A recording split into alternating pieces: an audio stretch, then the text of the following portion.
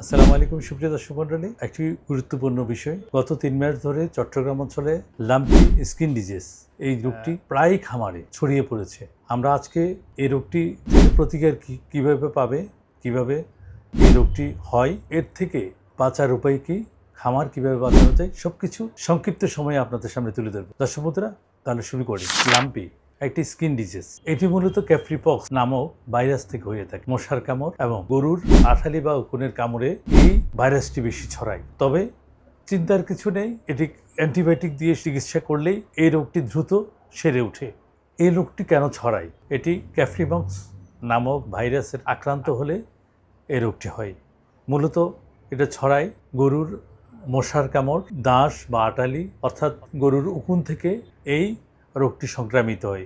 আর আক্রান্ত গরুর লালা থেকে যদি সুস্থ কোনো গরু ওই পাত্রে, আক্রান্ত গরু যে পাত্রে খাদ্য গ্রহণ করে সেই পাত্রে লালা পড়লে সুস্থ কোনো গরুকে যদি ওই পাত্রে খাবার দেওয়া হয় সেখান থেকেও এই রোগটি ছড়াতে পারে। অথবা গরুর যে দুধ, গাভী যদি আক্রান্ত থাকে তাহলে ওই গরুর দুধ যদি বাছুর পান করে থাকে সেখান থেকেও এই রোগটি ছড়াতে পারে। তাহলে এই 3-4টা কারণে ছড়াতে পারে।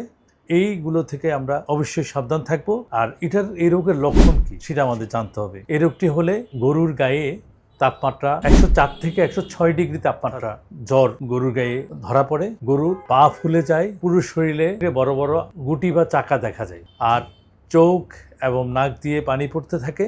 গরু খাদ্য কম খায়, তাহলে বুঝবেন এই গরুটি লাম্পি রোগে অর্থাৎ এলএসডি রোগে আক্রান্ত।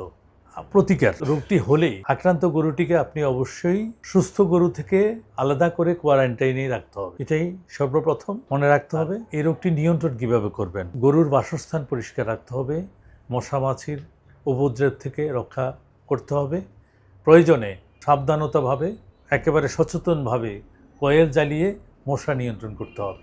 আঠালি অর্থাৎ গরুর উকুনজে উকুননাশক দিয়ে গরুর আঠালি নিয়ন্ত্রণ রাখতে হবে। গরুর গুটি অর্থাৎ যে লাম্পি এলএসডি রোগ হয় তা একসময় ফেটে যায়, ওটা ক্ষত হয়ে যায়, আর সেই ক্ষতটি শুকানোর জন্য অ্যান্টিবায়োটিক মলম আছে, সেটি লাগিয়ে ওই ক্ষতস্থানে লাগালেই এই রোগটি দ্রুত সেরে ওঠে।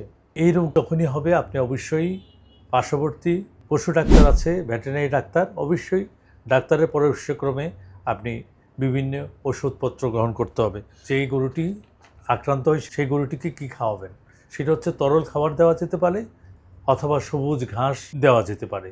এই দুটি দিলেই গরু খুব দ্রুত সেরে ওঠার সম্ভাবনা থাকে। সুতরাং আমরা সবচেয়ে বড় কাজ হচ্ছে রোগ আসার আগে গরুকে সুস্থ রাখা। সেটার জন্য আমাদের করতে হবে খামার পরিষ্কার রাখতে হবে, সময় মতো এলএসডি টিকা দিতে হবে, মশা মাছি দাঁশ অথবা আঠালি নিয়ন্ত্রণ রাখতে হবে। তাহলে আপনার খামার বিভিন্ন রোগ থেকে গরু সুস্থ থাকবে, আপনি লাভবান হবেন। কয়টা জিনিস খেয়াল রাখলেই আপনি অবশ্যই গরুর খামারে লাভবান হবেন। সবাই এরকম তথ্যবহুল ভিডিও পেতে আমাদের চ্যানেলটির ফেসবুক পেজ ফলো এবং শেয়ার করবেন, আমাদের ইউটিউব চ্যানেল সাবস্ক্রাইব করবেন। আল্লাহ হাফেজ।